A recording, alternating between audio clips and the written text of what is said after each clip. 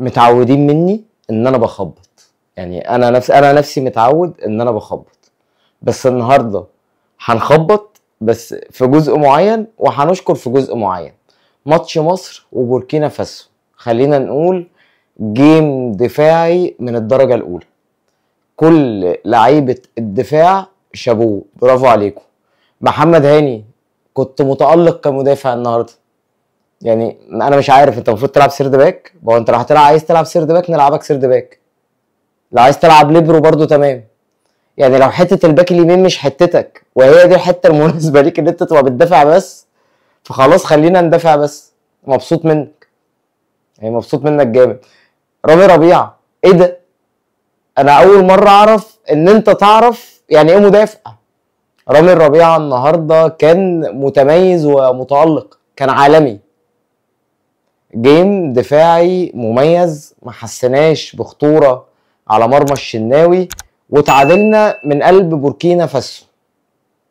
اتعادلنا من قلب بوركينا فاسو. النقطة الأول أتكلم فيها قبل ما نتكلم عن الماتش. شفتوا النهارده جمهور بوركينا فاسو كان قد إيه في الملعب؟ بوركينا فاسو اللي هي البلد اللي محدش يعرفها، البلد اللي مش موجودة على الخريطة، البلد اللي لغاية يعني الماتش بتاع امبارح أو ماتش امبارح، ما خلاص عدينا 12 بالليل. لعبة معاك 7 ماتشات، أنت غالبها 4 ومتعادلة معاك 3. شايفين الجمهور؟ يعني الجمهور ده رايح لمنتخب ما عملش حاجه في اي حاجه. يعني انت منتخب مصر مثلا ليه باع شويه في البطولات الافريقيه، يعني واخدين كاس الامم 5 مرات. منتخب بوركينا فاسو ده ما بيعملش حاجه ان هو بيتغلب. بس شايفين الجماهير كانت عامله ازاي؟ شايفين صوت الجماهير كان عامل ازاي لغايه اخر دقيقه؟ دي جماهير الكوره، دي جماهير الكوره. منتخب بوركينا فاسو بصراحه عنده برضو اكتر من لاعب مميز، يعني هم التشكيله بتاعتهم فيها اكتر من لاعب مميز، بس ده مش موضوعنا. احنا موضوعنا ان احنا عملنا جيم دفاعي بامتياز، جيم دفاعي مميز جدا جدا جدا. لعيبه المدافعين تمام، خط الوسط لم يحضر احد الا في الواجبات الدفاعيه، خط الهجوم لم يحضر احد. يعني الوحيد اللي كان يعني كان موجود شويه كان تريزيجيه عمل كام هجمه وعمل كام كوره وشاط كام كوره وكلها يعني ايه، هي نفس الكوره الارطول اللي بيحاول يجيبها من ساعه ما تصعد من فريق الناشئين للفريق الاول في النادي الاهلي في 2012 مثلا 2013، اللي هو بيحاول يجيب الكوره الارطول اللي هي ما بتجيش دي. بيجيب اجوان تانية واجوان حلوه بس هي ما بتجيش. بس هجوميا الوحيد اللي كان موجود كان تريزيجيه. ما زلت مصر رغم ان اسامه فيصل عمل جيم حلو دفاعيا، ما ينفعش يبقى عندي مصطفى محمد بره واقعده، يا اما ما جابوش. هو بعيدا عن مصطفى محمد يعني ضيع 3 كور في اول ما نزل، بس طبيعي يعني الراجل نزل في الدقيقه 85 ما دخلش في اجواء المباراه، بس هو عنده اللي يقوله، عنده اللي يعمله. فحاجه من اتنين، يا اما انا ما اجيبش مصطفى محمد اصلا، يعني ما اخدهوش ما احطوش في التشكيل فهتريح نفسك وتريح الكل، يا اما ما تلعبش عليه اسامه فيصل. يعني مش منطقي ان مهاجم نانت الفرنسي يبقى قاعد على الدكه ومهاجم البنك الاهلي بيلعب اساسي،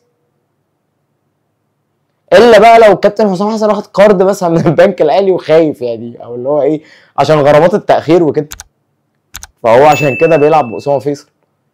لكن مفيش مبرر نهائي ان انا يبقى عندي مصطفى محمد قاعد دكه وبلعب باسامه فيصل، ده عبث. هي الخطه النهارده اصلا كانت عبثيه، يعني انت بتلعب 5-3-2 5-3-2. التلاتة اللي في نص الملعب انت بتلعب بتريزيجيه نص ملعب، بتلعب باحمد نبيل كوكا، وبتلعب بمروان عطيه. يعني انت بتلعب 7-3، وتريزيجيه ما كانش بيعمل دور صانع الالعاب، تريزيجيه كان بيميل في الناحيه الشمال. طبعا كل التمنيات بالشفاء العاجل لعمر مرموش مهاجم منتخب مصر او جناح منتخب مصر وجناح مانشستر سيتي، ونتمنى يا رب ان شاء الله ان الاصابه كده تكون كدمه خفيفه وان هو يعني يقوم منها سريعا وما يكونش فيها حاجه. الحكم كان للاسف شخصيته ضعيفه، اتاخر في انذارات كتير قوي. يعني احنا كان لينا انذارات بالجمله. الجون حتى اللي اتحسب اوفسايد دوت، انا ما تعادش. يعني انا المخرج بتاع المباراه ما عادش الجون. انا بالنسبه لي من رؤيتي انا كنت شايفها جون بصراحه، مش شايف، وهللت وجريت واتنططت وبتاع، وفي الاخر قال لك اوفسايد. يعني انا كنت شايفها جون 100%. ما اعرفش هم اتحسبت اوفسايد على اساس ايه، بس ده يعني ايه؟ دي الماما افريكا اللي ما فيهاش فار في تصفيات كاس العالم. يعني ما فيهاش فار في تصفيات كاس العالم. يعني ربنا يستر، قدر الله ما شاء فعل، وخلاص اللي حصل حصل، ونركز في اللي جاي. عندنا الماتش الجاي، الماتش بتاع جيبوتي، المفروض ده يبقى ماتش التأهل. انت محتاج نقطة، لو تعادلت تتأهل، وان شاء الله نكسب. محتاجين حد يتكلم مع كابتن حسام حسن في اختيارات اللعيبة في المنتخب. هو بيلعب الماتش بماتشه، بس منتخب مصر سيء، ما بيلعبش كرة حلوة، ما بنعملش هجمات. عملنا هجمات امتى؟ عملنا هجمات لما زيزو نزل ومعاه مصطفى محمد ومعاه مهند لاشين. منتخب مصر شكله اتغير في اخر 7 دقايق لما الثلاث تغييرات دي حصلت في الدقيقة 83 84. بقينا اخطر وبقينا بالروح، بس ستيل اجلي فوتبول برضو. يعني انت بتلعبش كرة حلوة، بس اللي هو بدأتها، اللي هو فيه هجمات كده يتنفس فيها الصعداء. اللي هو انا عندي كورة، انا بقول حاجة، لكن غير كده انا ما بقولش حاجة، ولا عندي كورة، ولا بعمل حاجة، وربنا يستر.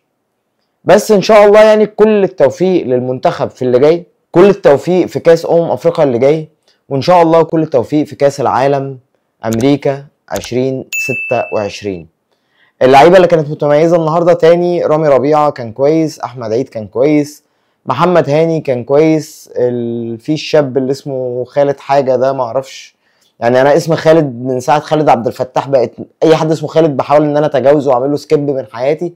ففي حد اللاعب المدافع الرابع كان اسمه خالد كان كويس. يعني التشكيله كده ايه، لعبنا جيم دفاعي ممتاز. الشناوي كان متردد ومهزوز في كام كوره، بس الحمد لله انها عدت على خير، وقدرنا ان احنا ننجو من الفخ بتاع بوركينا فاسو.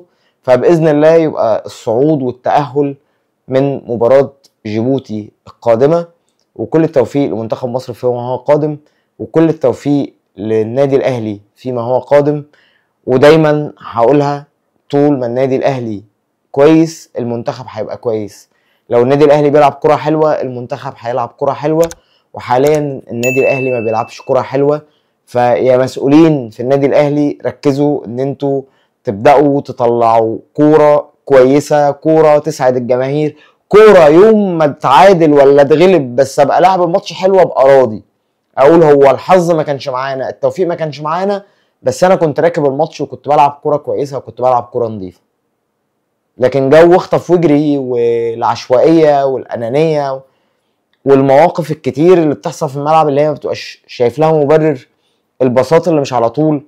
ده النهارده في لقطة للمنتخب، يعني صلاح وهاني وتقريبا كان معاهم مش عارف مروان عطية، هم عاملين مثلث يعني اطول ضلع فيه 2 متر مثلا، وبيباصوا الكرة لبعض، بيشوطوها على بعض، بيباصوا الكرة لبعض بعيد. يعني صلاح كان هيجي له مزق عشان خاطر يجيب الكرة اللي مروان عطية اداها له. فلا يا جماعه نركز شويه، نركز، نحاول نلعب كرة حلوه كده، ونحاول كابتن حسام يشوف لعيبه اكتر، المعسكرات بتاعه المنتخب تبقى اطول، وباذن الله يا ربنا يرزقنا التوفيق في اللي جاي. اخر كلامنا: الصلاه على اشرف الخلق اجمعين سيدنا محمد عليه افضل الصلاه والتسليم.